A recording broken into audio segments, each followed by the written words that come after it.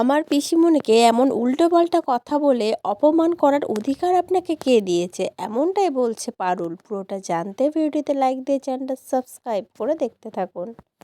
পরিণীতা সিরিয়ালের আগামী পর্বে আমরা দেখতে পাবো দাদা গয়নার দোকানে কি বলতে থাকে, এখান থেকে খুকু গয়না নিতে এসে এরকমভাবে অপমানিত হয়ে ফিরে গেল।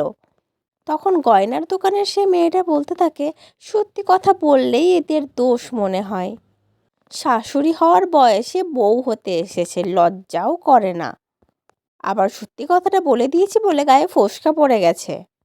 আর এই কথাটা শুনে তো পারুল প্রচণ্ড রেগে যায়। গয়না দোকানের সেই মহিলাকে বলতে থাকে, আপনাকে এত বড় সাহস কে দিয়েছে আমার পিসিকে অপমান করার? আপনি দেখুন আপনার অবস্থা আমি কি করি। পারুল তো প্রচণ্ড রেগে যায়। আর অন্যদিকে আমরা দেখতে পাই শিরিন বলছে, যা আগুন লাগাবার আমি তো লাগিয়েই দিয়েছি, এবার আমি দেখি এই যে পারুল তুই কি করে এই আগুন নেভাবি, সহজে তো নেভাতে পারবি না।